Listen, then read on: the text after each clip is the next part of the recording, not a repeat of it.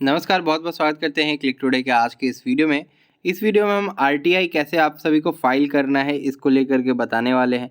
क्या पूरा प्रोसेस रहता है वो एक एक स्टेप आपको हम इस वीडियो में बताने वाले हैं। तो बीआरएबीयू के जितने भी स्टूडेंट हैं जो कि अभी 2020 से 23 सेशन का रिजल्ट आने के बाद आरटीआई करने का सोच रहे हैं, उनके लिए ये वीडियो महत्वपूर्ण है।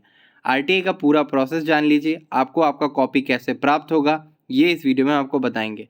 जो भी अपने मार्क्स से संतुष्ट नहीं है, चाहते हैं अपना कॉपी निकलवाना, तो वो सभी जो अपना कॉपी निकलवा करके चेक कर सकते हैं कहाँ पर कि आपका नंबर काटा गया है, कहाँ पर कि कितना नंबर आपको दिया गया है। ये आपको आरटीआई करने के बाद ही जो है पता चल पाएगा, जिसमें कि आपको जो है सूचना प्राप्त कराया जाएगा, यानी कि आपको जहाँ जहाँ जितने नंबर मिले वो बताए जाएंगे। चलिए अब आपको क्या करना है ये हम जो है शुरू से लेकर के अंत तक बताते हैं। सबसे पहला काम आपको जो है आरटीआई का फॉर्म लेना है, जो कि आरटीआई का फॉर्म आपके अभी मोबाइल के स्क्रीन पे या आपके डिस्प्ले पे दिख रहा होगा। सूचना प्राप्त करने के लिए जो है आवेदन प्रपत्र आरटीआई कार्यालय प्रयोग के लिए ये जो आपका फॉर्म है, इस फॉर्म को अगर चाहे आप तो पोस्ट ऑफिस से भी प्राप्त कर सकते हैं या किसी नज़दीकी साइबर कैफ़े से भी प्राप्त कर सकते हैं, या आप चाहेंगे तो मैं इसे जो है अपने टेलीग्राम चैनल पे डाल दूँगा, आप वहाँ से डाउनलोड कर लीजिएगा। उसके बाद इसका प्रिंट आउट निकलवा लीजिएगा, सारा जो है चीज़ भर लीजिएगा, क्या क्या भरना है वो मैं आपको बता देना चाहता हूँ यहाँ पे इस वीडियो के माध्यम से। यहाँ पे जैसा कि आप देख रहे हैं सेवा में लोक सूचना पदाधिकारी विभाग कार्यालय, तो यहाँ पे आपको क्या लिखना होगा वो आगे हम बताएंगे।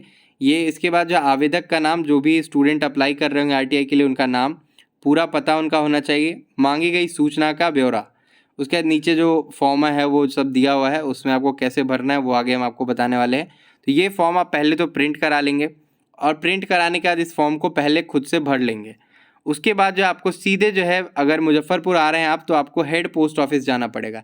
हेड पोस्ट ऑफिस कहाँ है? तो हेड पोस्ट ऑफिस कंपनी बाग में है, वहाँ आप जाइएगा। वहाँ पर जा कर के आपको एक पोस्टल ऑर्डर लेना होगा, 10 रुपये का पोस्टल ऑर्डर लेना होगा। वहाँ पे जाएंगे काउंटर पे, तो सबसे लेफ्ट हैंड साइड में आपको जो है पोस्टल ऑर्डर मिलता है।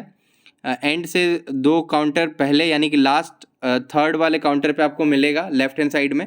वहाँ से आप जो आरटीआई करने के लिए जो पोस्टल ऑर्डर लेंगे, वहाँ पे रीज़न पूछा जाएगा, तो आप बोलिएगा कि आरटीआई करने के लिए हमें पोस्टल ऑर्डर चाहिए। तो वो वहाँ पे बोलेंगे या तो कि 10 रुपये वाला अगर होगा तो आपको एक 10 रुपये वाला पोस्टल ऑर्डर दे देंगे, या अगर उनके पास 10 रुपये वाला पोस्टल ऑर्डर नहीं होगा तो उस केस में आपको वो 2 रुपये वाला पोस्टल ऑर्डर देंगे। और आपको 5 पोस्टल ऑर्डर, 2 रुपये वाला अगर होता है तो ले लेना है, अगर 10 रुपये वाला होगा तो कोई बात ही नहीं है, आप 10 वाला ही एक ले लेंगे, ठीक है।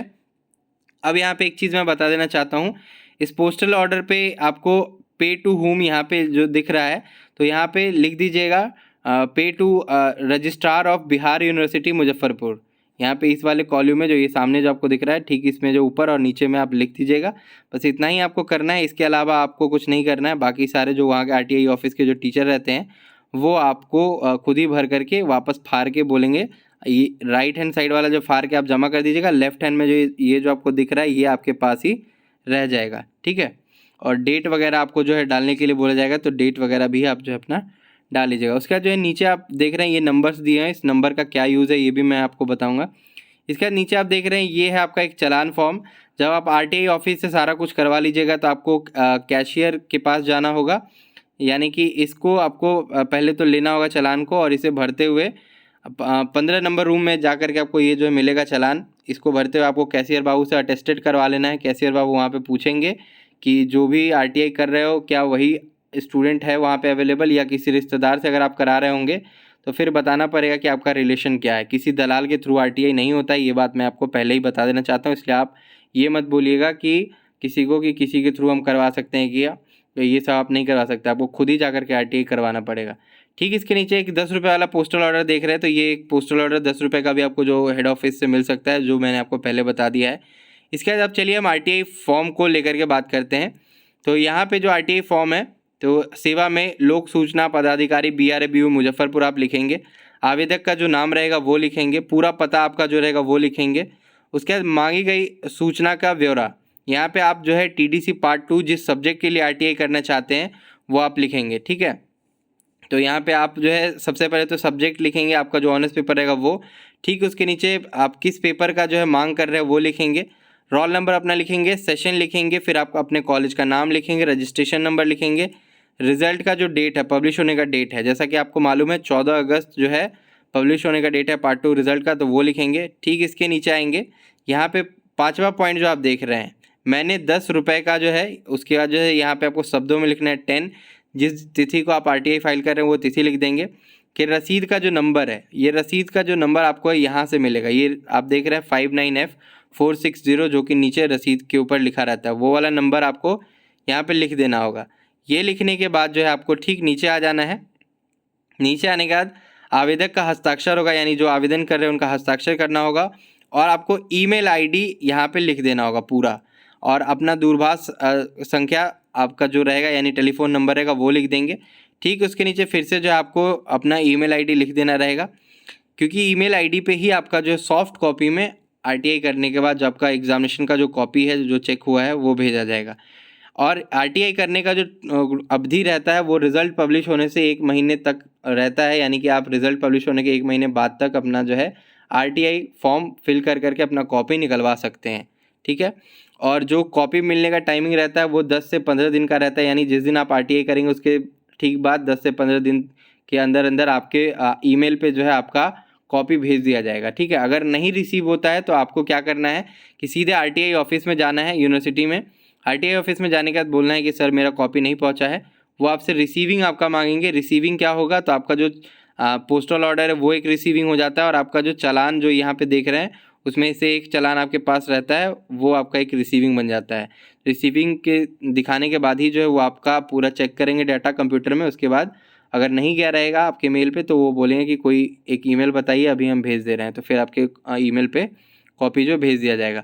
अब देखिए चालान का आपको कैसे भरना है, तो इसमें डेट ऑफ डिपॉजिट जिस दिन आप पैसा पेमेंट कर रहे हैं, फिर जो नाम आपका रहेगा वो आप यहाँ पे नाम लिखेंगे, एड्रेस आपका जो रहेगा वो लिखेंगे, डिपार्टमेंट यानी कि जिस भी ऑनर से आप आ रहे हैं वो लिखेंगे। ठीक उसके नीचे रोल नंबर, जो आपका सेशन रहेगा 2020 से 23 है तो 2020 से 23 लिखेंगे, आपका जो भी सेशन रहेगा वो लिख देंगे। फिर नीचे जो है आप यहाँ पे लिखा रहेगा कि head of accounts of deposit, जो भी आप जो है अमाउंट पे करेंगे जिस भी पेपर के लिए, कितने पेपर के लिए आप RTI कर रहे हैं वो यहाँ पे लिखना होगा।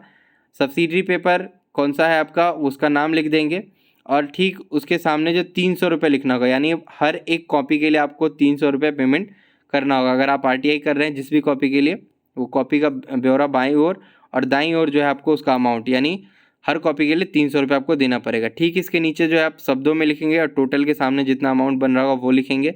अपना सिग्नेचर जो है लेफ्ट हैंड साइड में करना नहीं भूलेंगे, यहाँ पे आप जो अपना सिग्नेचर करेंगे हर एक पन्ने पे जो आपको ये पूरा डिटेल्स भरना है। उसके बाद कैशियर बाबू जो है इसे चेक करेंगे, चेक बाय कैशियर BU यानी बिहार यूनिवर्सिटी। और ये चेक करने के बाद आपको SBI बैंक में जाना है। SBI बैंक जो लोकेटेड है आपका LS कॉलेज के कंपाउंड में, आपको जो मेन गेट से एंटर करते ही दाहिने साइड में जो SBI बैंक है उसमें जा कर के ये चालान लेकर के जाना है, RTI फॉर्म लेकर के जाना है, ये वाला जो अटैच कर दिया जाएगा एक साथ। इसमें से एक कॉपी आपको दे दिया जाएगा जो कि स्टूडेंट कॉपी आपका जो रहेगा, एक फाड़ करके आपको बैंक दे देगी, और बाकी जो आपका फॉर्म है वही बैंक में जमा कर लिया जाएगा RTI का। ठीक है, और बस ये आपका होने के बाद आपको बोला जाएगा कि 15 दिन के बाद आपका जो है कॉपी आपकी ईमेल पे चला जाएगा। ठीक है, और ये जो फॉर्म है ये आपको बैंक में ही जमा कर देना है, और इसको लेकर के और कहीं नहीं जाना है, बस बैंक में ही आपका आखिरी स्टेप जो है ख़त्म हो जाता है। कैशियर बाबू से आप 15 नंबर रूम में जा कर के ये चालान लेकर के भरते हुए जो है अपना वेरीफाई वगैरह करा करके तब जाएंगे बैंक। ठीक है, तो ये एक रहेगा। और जो पोस्टल ऑर्डर है ये आपको हेड पोस्ट ऑफिस में ही मिलेगा। यूनिवर्सिटी के गेट पे जो पोस्ट ऑफिस है उसमें पोस्टल ऑर्डर नहीं रहता है, तो ये परेशानी है अपने यूनिवर्सिटी के पोस्ट ऑफिस का। तो बस ये है आपका RTI का पूरा प्रोसेस।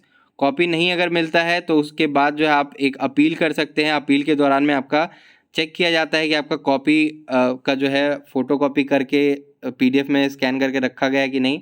अगर नहीं मिलता है कॉपी तो उसके बाद आपको एवरेज मार्किंग करके पास कर दिया जाता है। ये सारा सिस्टम रहता है, और नंबर नहीं बढ़ता है, ये बात हमेशा याद रखिएगा। ये RTI केवल और केवल आपको कितना नंबर मिला है ये बताने के लिए होगा। इसके अलावा आप ना तो कॉपी का रीचेकिंग करवा सकते हैं, हाँ अगर मान लीजिए कहीं कॉपी का में क्वेश्चन चेक नहीं हुआ है तो वहाँ पे क्वेश्चन चेक हो जाएगा, और उसके बाद जो है आप जो है अपील करेंगे तो उसमें आप टेबलेटर के पास जाएंगे। वहाँ पे जाने के बाद बोलिएगा कि सर मेरा ये क्वेश्चन चेक नहीं हुआ है, और वो उसके बाद उसके ऊपर एक्शन लेंगे, फिर आपका नंबर बढ़ सकता है। जब चेक नहीं होगा उस केस में ऐसा किया जाएगा, अदरवाइज़ आपका नंबर कोई भी नहीं बढ़ेगा, कम नंबर है आप चाहिएगा कि कॉपी रीचेक करवा ले, तो वो सब नहीं होता है, उसका प्रावधान यूनिवर्सिटी में है ही नहीं। तो ये है पूरा प्रोसेस आरटीआई करने का। होप्स हो कि आपको समझ में आ गया होगा, नहीं समझ में आया तो नीचे कमेंट करके फिर पूछ लीजिएगा जिस स्टेप पे प्रॉब्लम हो। तब तक के लिए हम चलते हैं, धन्यवाद।